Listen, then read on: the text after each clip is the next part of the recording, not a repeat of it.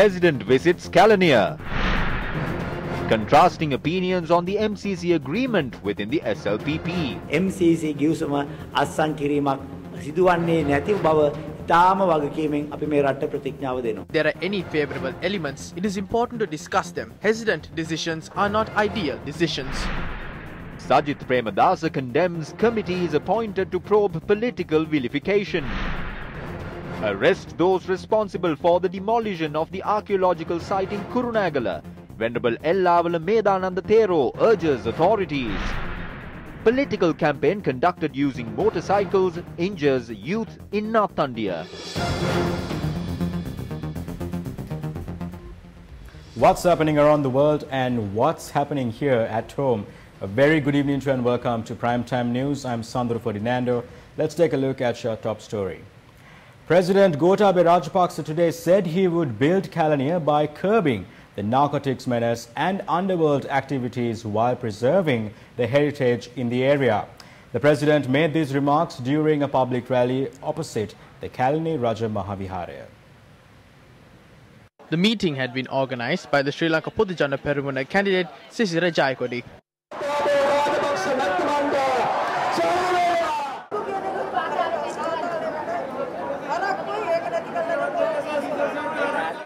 The president, who listened to the people, requested them to grant him strong power in parliament to develop Kalaniya while preserving its pride. The president also attended a rally organized in Jayala town by candidate Nalin Fernando. He said that steps would be taken to refurbish canals in the Gampaha district to control flooding and also to develop the Jayala town. The president attended a rally in the Adiyambalama area in Katana that had been organized by Lalanta Gunasekara.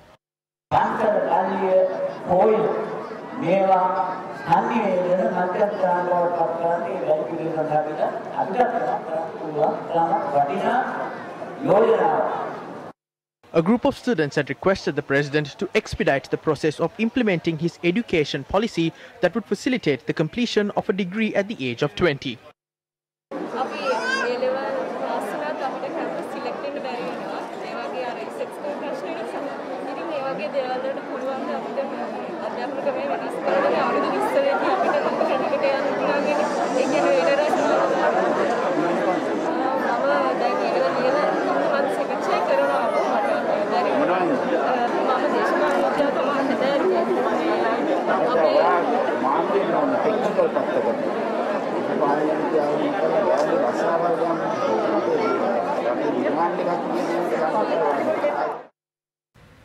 Uday Gammanpilla expressed the following views on the MCC compact at a media briefing today.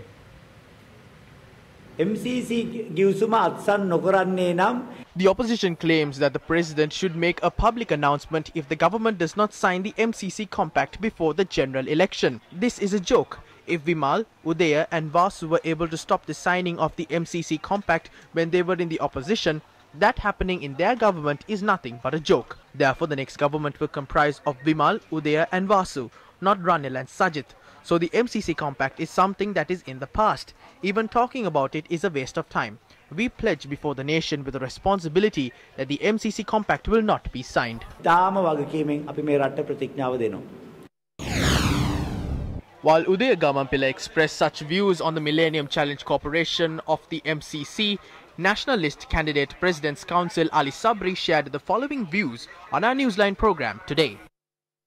In the run-up to the presidential election, the SLPP said after they are elected to power, the MCC will be cancelled with immediate effect. The SLPP has several members who share different opinions in this regard. However, we cannot give it all to them. It is not an easy task to cancel an agreement formed with another government, in this case the US government. We are still studying the matter. We have not signed the MCC. This must be clearly understood. We did not have a strong government. A majority in parliament represents the opposition. We appointed a committee to analyze and study the MCC. We have now appointed a sub-ministerial committee. What is the rush to cancel this agreement? We will study the MCC and remove all conditions that will be detrimental to our country. We need to decide on such detrimental conditions following a discussion. We cannot take any decision by rushing through the matter. The consequences will impact the entire nation. While the MCC agreement is discussed widely, the port employees have staged a satyagraha for the second consecutive day against the move to hand over the East Container Terminal of the Colombo port. The trade unions allege that the operation at the terminal should commence under the Sri Lanka Ports Authority immediately. The trade unions marched from the main entrance towards Lawton Bastion. Political, civil and other trade unions have also pledged support to the satyagraha.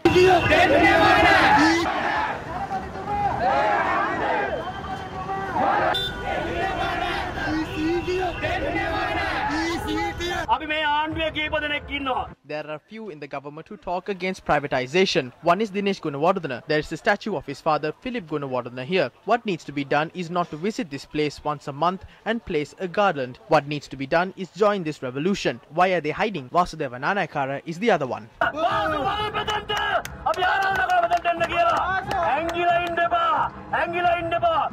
We asked the President and the Prime Minister to work according to the public mandate. They ask for the public mandate while promising to safeguard the resources of the country.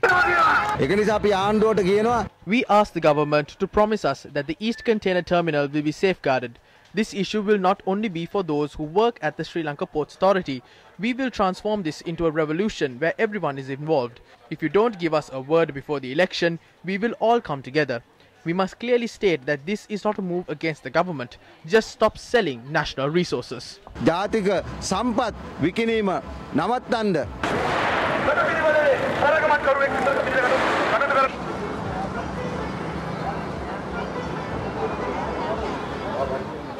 Another story that is making the headlines today: heavy public scrutiny has been drawn towards campaign rallies which are being conducted in an unsafe manner, in most instances with the use of motorcycles.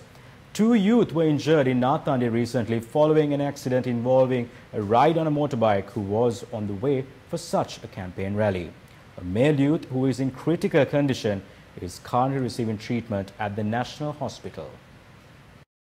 The life-threatening accident took place last Sunday morning. A motorcycle which was travelling from Talgapitiya to Mutwal had collided head-on with another motorbike travelling at an excessive speed from Nathandia. According to the police, the motorbike which caused the accident had not been registered. While motorbikes below the engine capacity of 450cc are allowed to be registered in the country, motorbikes above 450cc are banned from being ridden on Sri Lankan roads. We admitted him to the Nathandia hospital. A lot of people had gathered at the scene. They had claimed the bike was on its way for a public meeting of Sanath Nishantha. The father of the person who caused the accident and another group came to our house to settle the matter. He had said his son had obtained a bike from someone else to attend a rally of Sanath Nishantha. He had caused the accident on the way back after pumping fuel.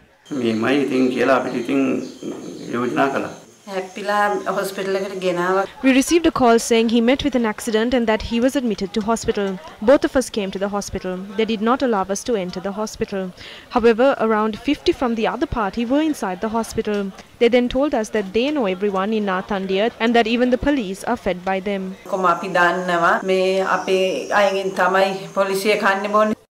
26-year-old Ashen Avishka, who sustained serious injuries following the collision, has been receiving treatment for over 5 days at the intensive care unit at the National Hospital.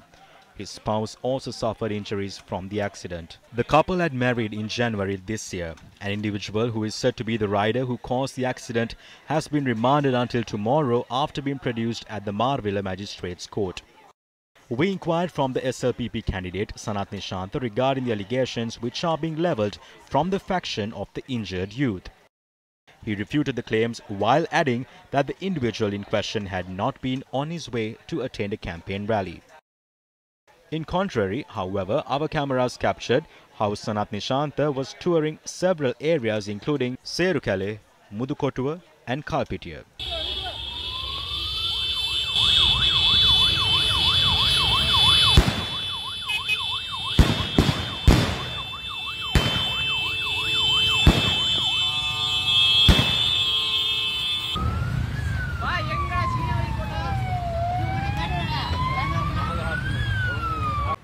Even by now, authorities have failed to identify a single person who is connected to the demolition of the King's Assembly Hall in Kurunegala. Archaeological Chakravarti Venerable Ellavala Medananda Thero said the people responsible for this must be arrested with immediate effect. Venerable Thero currently acts as a member of the Presidential Task Force to manage archaeological heritage in the Eastern Province.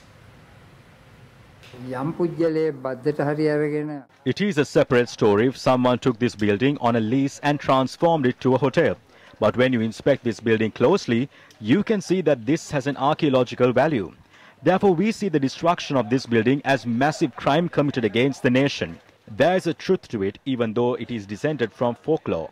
Most ancient things in our country are identified through folklore. Everything the kings have done have not been written in the stone. They have demolished. Everything the kings have done have not been written in stone. They have demolished our heritages that we should protect in the guise of road and city development. Whoever it is, they should not hurt the nation. If they renovate these buildings, they will only look new, but the antiquity of the building will be completely lost. Some people have steered this situation towards a politically beneficial direction. That is wrong. The person alleged of this crime is the mayor of the town. Law should be enforced against him under our court system and under the Archaeological Act. If not, a possibility will be created to tear down the remaining archaeological sites in the country.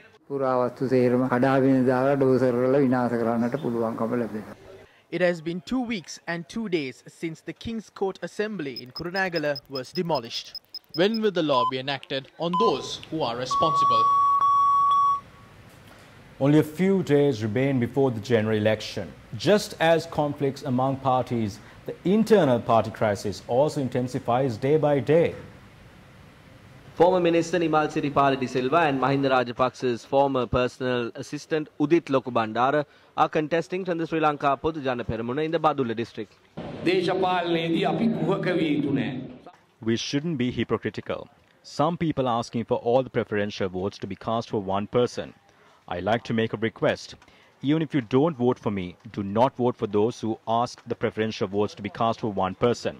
I developed the Badula district. We performed our best. But that is the unfortunate thing about politics. We need a two-third majority to draft laws and regulations. People are waiting for that to happen. We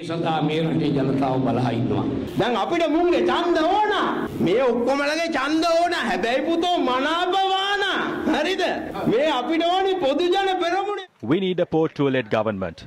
Are we crazy to let those who jailed Mahinda Rajapaksa's close associates and those who attacked the Sri Lanka Podujana Peramuna to obtain votes? මේ මහින්ද මහත්තයාගේ දරුවෝ හිරේ දානකොට ශ්‍රී ලංකා පොදු ජන පෙරමුණ අපිට ගහනකොට අපේ මිනිස්සුන්ව හිරේ දානකොට අපෙන් පලි ගන්නකොට ආණ්ඩුවේ බංගලාවල් වලට වල විස්කි බිබි අප්පුඩි ගගා හිටිය උන්ට මනාප දෙන්න පොට්ටුවේ අපිට පයිතියන්ද නෑ අපි නිර්මාණය කර. No, we will create a government with the two-third majority. This is my message. අපේ ආණ්ඩුවක් ඒ තුනන් දෙකේ බලයක් ඇති ආණ්ඩුවක් මෙන්න මේක තමයි පණිවිඩය දැන් මේ මනාප ගන්න මිනිස්සු නැත්තම් මෙන්න ඉන්නවා නියම කොල්ලෝ මේ ඉන්නේ දාලා ගියේ නැති මිනිස්සු අපිට ඉන්නවා. We have those who haven't left us. If they all sneak in, there will be 25 in parliament. 25ක් පාර්ලිමේන්තුවේ. During a party supporters meeting in Ratnapura, Pavitra Vanyarachi explained the matters in which nominations were handed over to members of the Viyatmaga movement. He was not a member of our party back then. He was a member of Vimal Veeravansa's party. The nomination given out to Vimal Veeravansa's party was what was given to Valeboda. At that point, there was no such thing called the Viyathanda. Only Viyatmaga was there. The Viyatmaga movement requested for nominations from us. They requested for only one nomination from the Gampaha district, and that was Nalka Godaheva. Claiming to be a part of Viyatmaga, we received requests from across the island asking for nominations from us. However, we only gave out one nomination to the Gampaha district. There is no such thing called Viyathanda. Do not be fooled by such fake movements. The only representatives of President Gotabaya Rajapaksa are those who are part of the SLPP.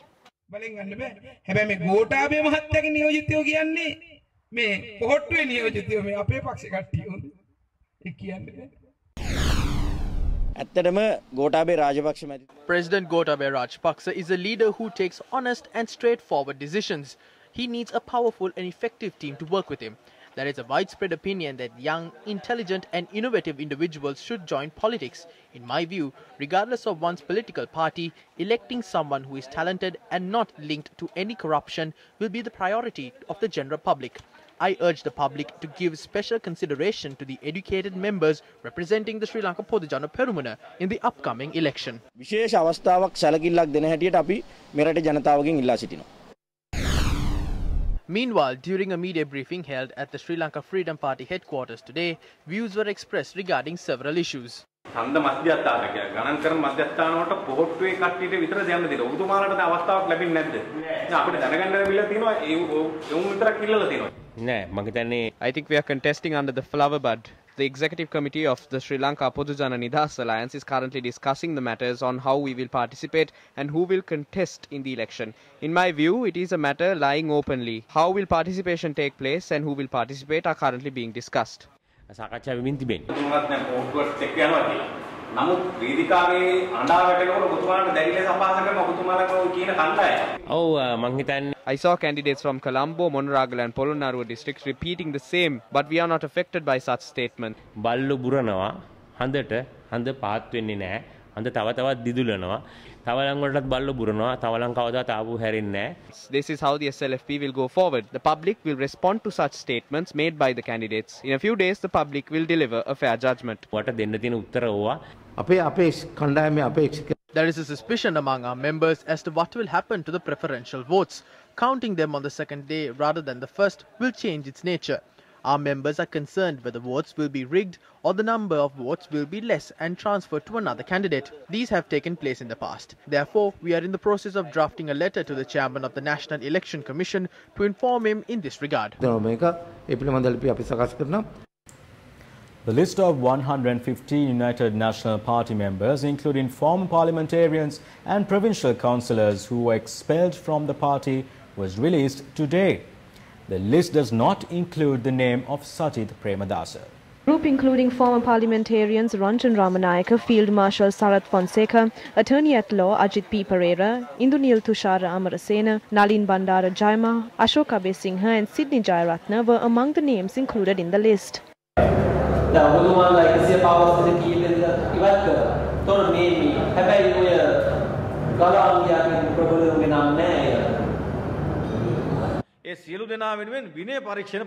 We will conduct a disciplinary inquiry into all of them. They can't be removed in an ad hoc manner. Around 50 parliamentarians have been expelled after a disciplinary inquiry. 61 provincial councillors have also been expelled, bringing the total to 115. Disciplinary action is being taken against others. 5 teams comprising members from the legal unit and other divisions are carrying out the disciplinary inquiry. Some are facing heavy accusations. The disciplinary inquiry will continue to take place into them. A final decision regarding them will be announced shortly.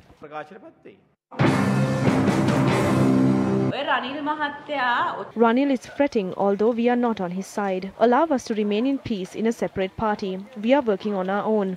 You can mind your own business. We are not on your side. You have no right to interfere with us now that some people on your side have also joined us. They have expelled us from the party while keeping Sajith. That is to give out the message that Sajith will escape, although the people around him fall into trouble. Remove Sajith Premadasa as well. There is no issue in that. He does not intend to enter that. What is the problem with Ranil and Ravi? That group must distance themselves without being a nuisance. The plight of the people residing in urban, suburban and rural Sri Lanka was constantly highlighted by News First. As such, we were contacted by a group of villagers who do not have adequate access to clean drinking water. Their predicament is exemplified by one startling fact. That is, the entire village depends on a solitary well to fulfill their need for water. Up next is their story.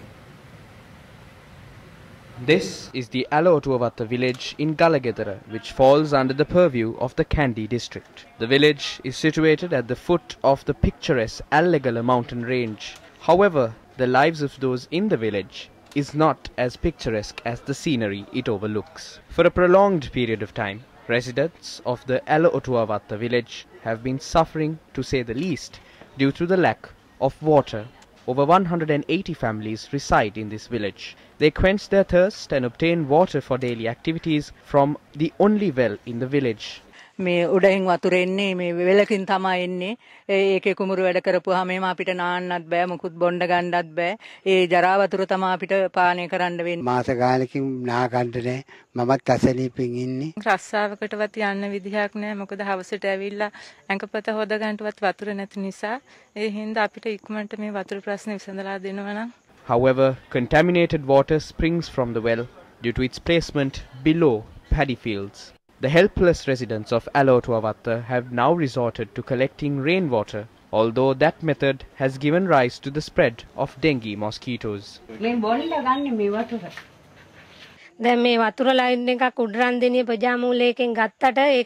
Although we obtain a water meter and pay the water bill, we do not have water. When my husband is not at home, we cannot obtain water. We rely on rainwater. We keep looking up at the sky. If not, we have to travel nearly 2 kilometers to obtain water. It is a sorrowful life. The only request made by the residents of this village is for authorities to pay heed to their needs and resolve this matter before their young fall ill.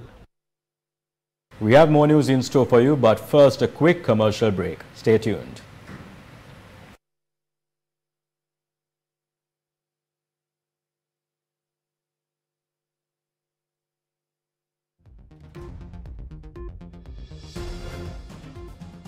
What have the political... Do you...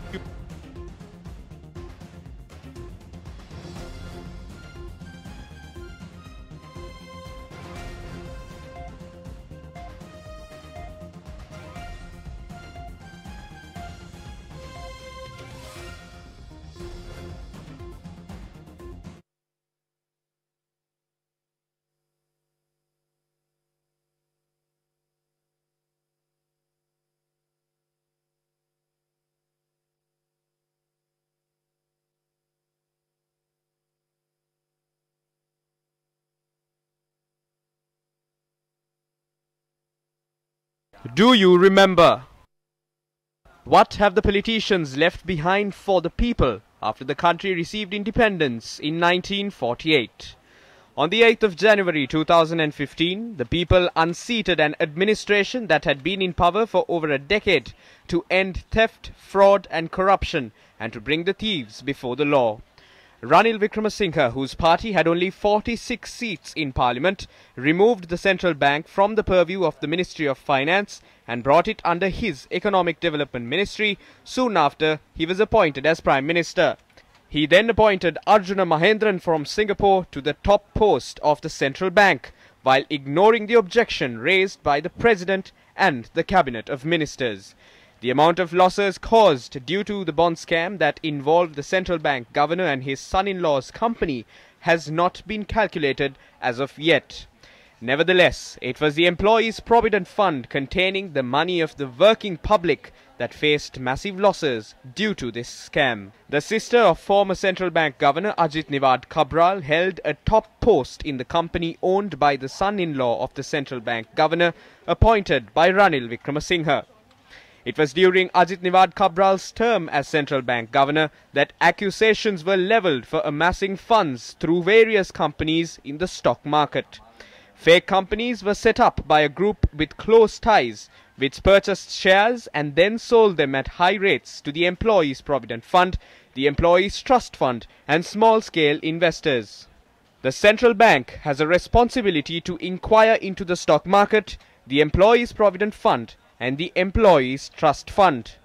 Some listed companies that were in the stock market at the time are yet to commence business operations. At the time of these dealings, it was Dr. Nalaka Godaheva who served as the chairman of the Securities and Exchange Commission, which regulated the stock market.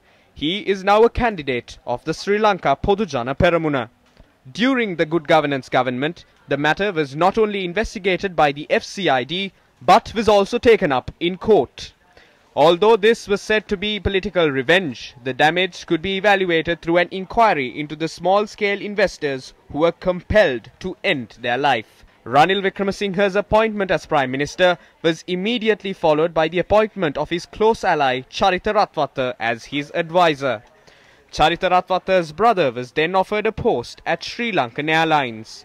The last Airbus deal saw no aircraft being purchased, although more than 14 billion Sri Lankan rupees of public funds had been paid as a penalty. During the administration of Mahinda Rajapaksa, it was relatives who were appointed to the national air carrier that was destroyed after Wickramasinghe's allies were appointed to top positions. The case about the $2 million bribe obtained during the Airbus deal by the former chief executive officer of Sri Lankan Airlines now lies before the court. The avant-garde deal was another explosive revelation made during the Good Governance government. The police which raided the avant-garde floating armoury that came into operation after obtaining permission during the Rajapaksa regime recovered weapons from a state entity called Rakna Lanka Limited. The official at the Attorney General's Department who probed the case revealed in a report that weapons without serial numbers were recovered from the ship. Tilak Marapana, Wajira Bewardana and Piyadasa Rajapaksa in Prime Minister Ranil Wickrama's government outwardly defended avant-garde, although the official and a presidential commission recommended the filing of a criminal case regarding the matter. Piyadasa Rajapaksa has openly spoken about how he had protected the avant-garde company. How Wajira Bewardana protected the avant-garde company has been revealed in political platforms ahead of the election. He is now a candidate running for parliament. The construction of the Hambantota port began during the Mahinda Rajapaksa administration after obtaining a massive loan from China. This project became a major talking point during the transition of governments in 2015. Ranil Wickramasinghe, who ascended to power promising to investigate the Hambantota port project, sold off the port on a 99-year lease to China. It is China which is now reaping a majority of the benefits generated through the port. The Wickramasinghe administration obtained investments for projects relating to the Hambantota port from a businessman who alleged that foreign bank accounts were maintained during the Rajapaksa rule. The people have not forgotten how that particular businessman joined Wickramasinghe while laying the foundation for a cement factory. The former government also began a project to construct an oil refinery in Hambantota, stating that it would involve a huge investment from Qatar. Ultimately, it was a business owned by a politician mired in corrupt deals that had mooted the project that came up when Kabir Hashim was the minister in charge of the subject. The list of such matters go on and on. Individuals who lined their own pockets by burdening the people are now seeking the people's mandate to enter parliament once again. It is due to this reason religious leaders had proposed candidates must hand over an affidavit along with their nomination list for the election. They said the affidavit must testify whether the candidate or a close contact holds licenses for liquor stores, betting centers or casinos, the educational or professional qualifications of the candidates, and also whether the candidate has any contracts with state bodies. The religious leaders proposed that the parliamentary position of a candidate must be temporarily suspended and a case must be filed with the permission of the Attorney General if such a candidate is found to have lied in a particular affidavit. They stressed it was the responsibility of political parties to nominate candidates who do not face criminal accusations and those who have professional knowledge and are law-abiding. Let us think for a moment. Corrupt individuals are voted into power by the people. Therefore, let us think and rethink about this matter.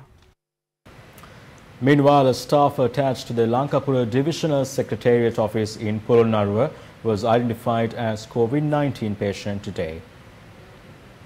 This patient was discovered when the staff of the Divisional Secretariat Office was subject to PCR testing. According to the Director General of Health Services, Dr. Anil Jasinghe, the newly discovered patient have had close ties with the Kandakadu patient. Dr. Anil Jasinghe further said that currently the people who are associated with the patient are being identified and steps have been taken to carry out PCR tests on them and direct them to quarantine.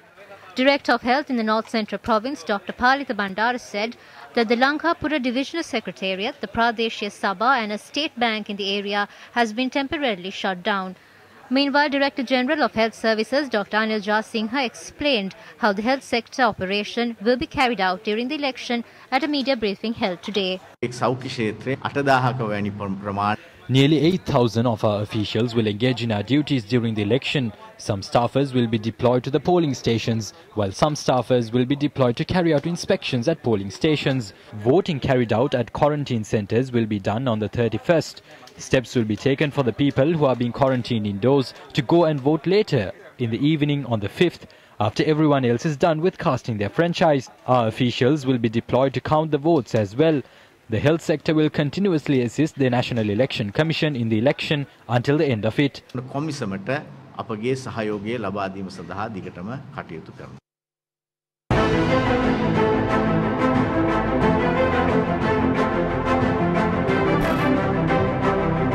Party leaders. Political update.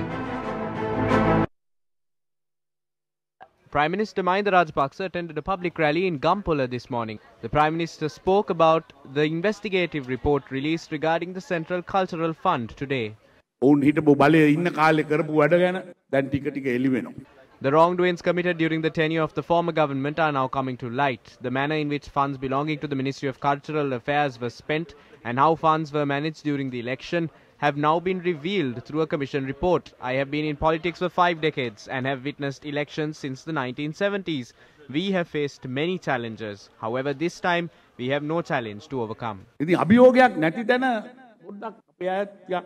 එමින් වැඩ කරන්න තමයි හදන්නේ. හැබැයි එහෙම කරලා බෑ මොකද අපි මැතිවරණයට යන්න ඕන. අපි අතිවිශිෂ්ට ජයග්‍රහණයක් ලබන්න ඕන.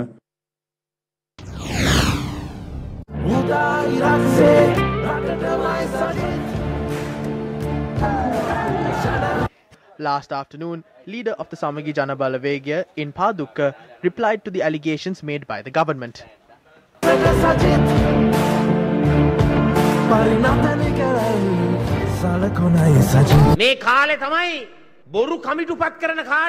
This is the time when false committees are being appointed. On one side, committees are being appointed to deceive the people.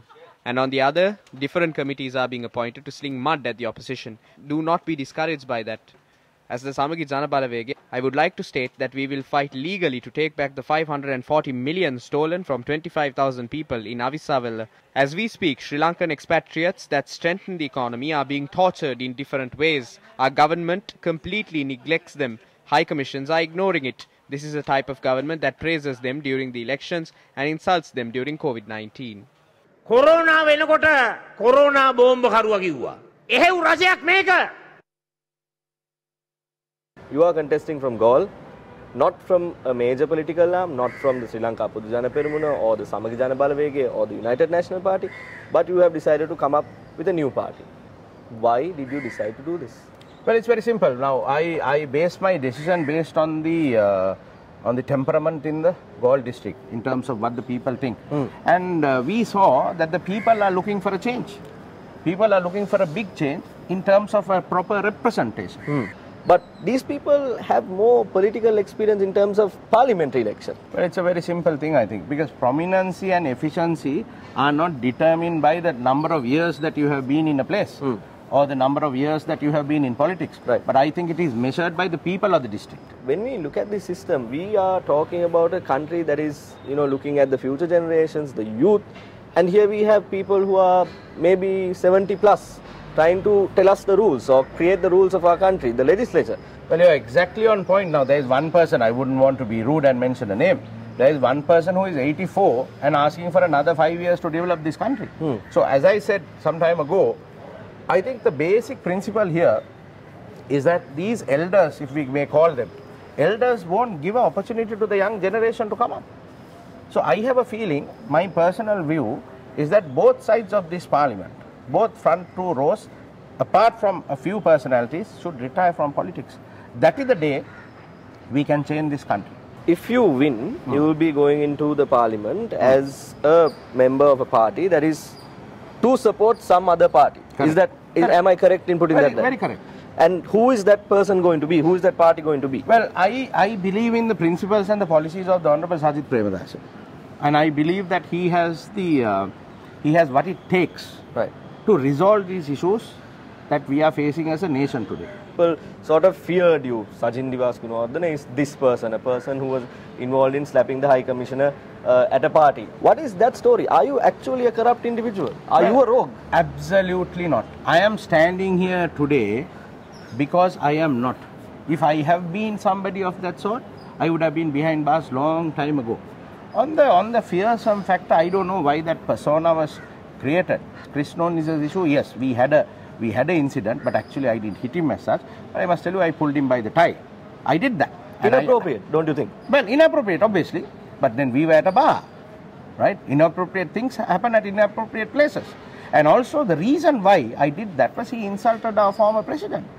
And you know, I am a man from Gaul, or Bentara Gangen, they say, beyond the Bentara river. So after a certain point, sometimes we all make mistakes. If I was with the Rajapaksas or if I was supporting them, I wouldn't be in this state. That is your statement. What do you mean by that? See, very simple. Now, I was made a scapegoat. In 2015, the Rajapaksas decided best is to portray Sajin Vaskunawardena as the biggest thief in this country. You had a chopper, you had a helicopter. You were going around in your helicopter. People were talking about it. What happened to this helicopter? See, I started my businesses when I was 21 years old. I had a factory in the Biyagama Free Trade Zone when I was 22 years old. So I am not a man who started my businesses after coming into politics. I came into direct politics in 2009.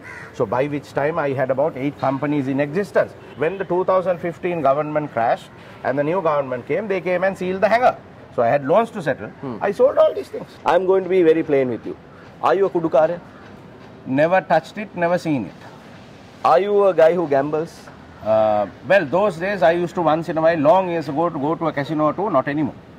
Are you a person who is involved in all these corrupt deals as they claim you are? I have done nothing whatsoever. But I will tell you one thing. If I am the lone man standing against the Rajapaksa administration in an opposition, that will be Sajin Vaskunawardena.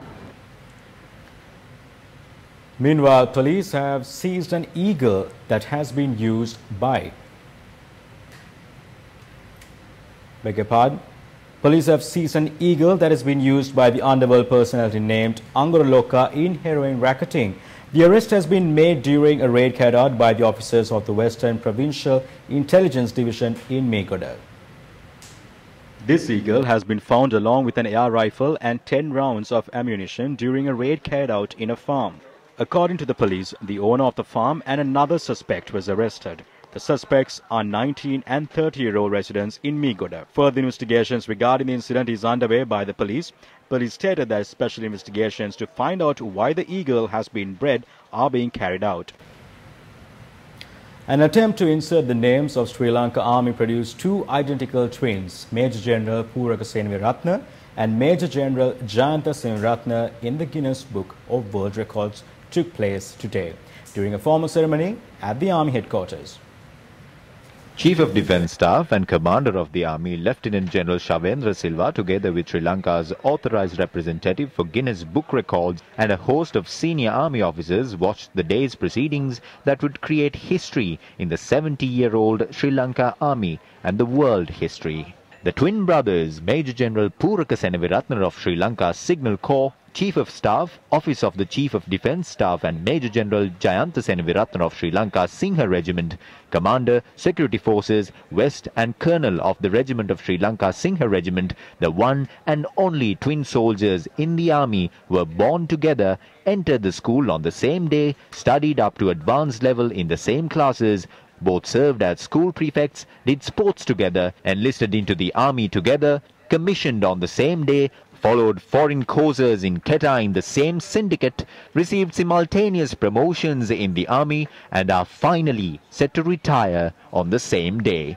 Assistant Registrar General Lakshita Ganepola, the official representative of the Registrar General's Office of Birth, afterwards authenticated 2 birth certificates of both twins. Lieutenant General Shavendra Silva, as per criteria requirements, authenticated all military career documents of both Majors General and delivered them to the representatives of the Guinness World Records. Former State Intelligence Service Director and Senior DIG of Eastern Province, Nilantha Jayawardena, said that National Tawheed Jamaat had received the assistance of political Amir Ali in 2017. former SIS Director Nilantha Jayawardena testified at the Presidential Commission of Inquiry probing the April 21st attacks today. The witness said that the State Intelligence Service had recommended that Kathankudi police must impartially and rapidly investigate the clash between the National Tawheed Jamaat and the Sunnat Wal Jamaat, which took place in Kathankudi on the 10th of March 2017. According to the witness, Sunnat Wal Jamaat was backed by politician MLAM Hizbullah.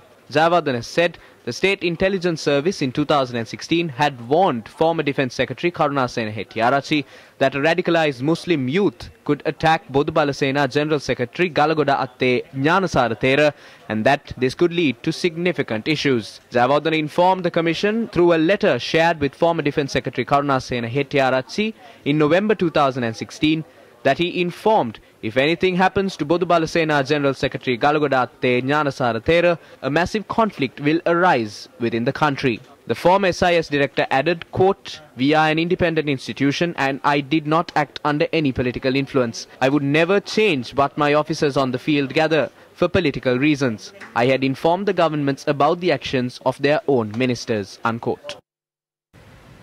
The China-Sri Lanka Cooperation Studies Center of the Pathfinder Foundation translated and published the Chinese book Prevention and Control of COVID-19 in Sinhala as a service to the public of Sri Lanka, which was launched today at the Chinese Embassy Auditorium. The event saw the participation of several high-level dignitaries, including representatives from the Chinese Chamber of Commerce. The first copy of the translated book was handed over to Hu Wei, the acting ambassador of China to Sri Lanka, by the former executive director of the Pathfinder Foundation, Lakshman Siriwardena. This new book, the Sinhala translation, is another example for us to share our experience with our Sri Lanka friends. I think it's also a very important form of support to our Sri Lanka friends to fight against the pandemic. I can still remember it at the very beginning of the outbreak of the pandemic in the island. Just another day, that's the first case, infected case in Sri Lanka. Just another day, Minister of Health, Our Lady, to visit our embassy with her whole team to ask us, what should we do? Then, well, we have no hesitation. We just share all we have learned from our fight against the pandemic. What we have tried throughout is to identify specific projects and programs that will have a longer term impact on Sri Lankan socio-economic development. When it comes to this particular book, which I consider it as a COVID-19 and beyond, because many of the practices, health practices or prevention practices can be applied to generally to the student population as well as adults in Sri Lanka. The Chinese embassy in Colombo donated more than 50,000 face masks and awareness posters on COVID-19 for three-wheel drivers in Sri Lanka. Chinese embassy said it donated more than 50,000 face masks and 35,000 COVID-19 prevention posters to the All-Island Three-Wheeler Drivers Union on Tuesday. Issuing a statement, the embassy noted that face masks were donated to three-wheeler drivers to protect the health of themselves and the public as they travel across the country. Director General of Health Services Dr. Anil Jayasinghe was quoted in the statement as saying that three-wheeler drivers are a main mode of transportation and that there is close contact between drivers and passengers. The Vice President of the All-Island Three-Wheeler Drivers Union, M. Hamid, who accepted the donation, had said that the supplies would be distributed among more than 5,000 three-wheel drivers. The embassy said that the donation represents the sincere friendship and best wishes from the Chinese people, and added that the friendship and trust between China and Sri Lanka will grow stronger through the fight against COVID-19. The World Schools Debating Championship is currently underway with the participation of 68 teams from around the globe. The national debate team of Sri Lanka has qualified for the final of the championship after defeating Team Ireland 7-0 in the semi-final. The national debate team of Sri Lanka will face Team Canada in the final scheduled for Sunday, the 2nd of August. Team Sri Lanka consists of 5 students, Shalem Sumandiran and Janul De Silva from Royal College, Shanidu Ratnayaka from Ananda College, Jasmine Markandu and Rahul De Silva from Colombo International College. The team is coached by Kit Minahevage and Sanjit Dias. So the Lakshman estate is where this incident happened, where this rare black leopard got caught in a snare and it died. So why we are going to Lakshman is to understand, first of all, how it happened, and most importantly, why it happened. Snares are now a threat for leopards that we will really need to seriously consider. It's obviously it's a nasty death. It can be a very nasty death because it can take a long time. So we have a limited stock and we can't let him everywhere.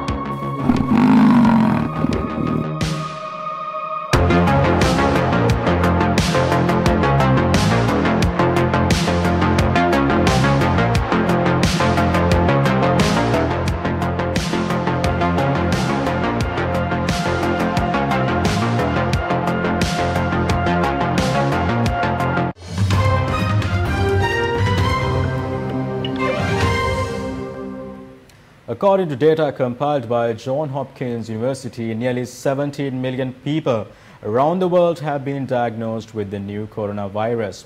Some 9.9 million patients have been recovered and more than 666,000 have died. Meanwhile, foreign media reported that one person in the United States died about every minute from COVID-19 as the national death toll surpassed 150,000, the highest in the world. US coronavirus deaths are rising at their fastest rates in 2 months and have increased by 10,000 in the past 11 days. The UK's 4 chief medical officers said people who display symptoms of coronavirus must self-isolate for a minimum of 10 days. The increase from the 7 days come as ministers try to avoid a resurgence of the virus in the UK. The medical officers are issuing the advice based on new evidence that people with mild and moderate symptoms may still be infectious days after the onset of the virus. India has reported more than 50,000 daily coronavirus cases for the first time. There were 52,123 new cases in the previous 24 hours, according to the federal health data, taking the total number of infections to almost 1.6 million. While major cities like New Delhi and Mumbai have seen their cases ease, infections in rural areas are continuing to rise sharply, alarming experts who fear weak healthcare systems they will be unable to cope. India has the third highest number of infections globally, behind the United States and Brazil. China has reported 105 new coronavirus cases in the mainland, up from 101 cases a day earlier. The National Health Commission says 96 of the new cases were confirmed from the far western region of Xinjiang, while 5 were in the northern province of Liaoning, 1 in Beijing, and 3 imported cases. Meanwhile, the heads of some of the world's biggest tech companies have appeared before Washington lawmakers to defend their firms against claims they abuse their powers to quash competitors. Amazon boss Jeff Bezos said the world needs large firms, while the heads of Facebook, Apple and Google urged their companies had spurred innovation. The appearance comes as lawmakers consider tougher regulations and competition probes are underway. Some critics want the firm broken up. Democrats pressed the tech titans on competition issues, while Republicans were more concerned about how they manage information and whether they were marginalizing conservative views. Facebook's Mark Zuckerberg, Amazon's Jeff Bezos, Sundar Pichai of Google and Tim Cook of Apple insisted that they had done nothing illegal and stressed that the American roots and values of their firms. The hearing comes as Jeff Bezos and Mark Zuckerberg and Elon Musk made $115 billion in 2020 alone. And with that, wrap up news for tonight. Take care and good night.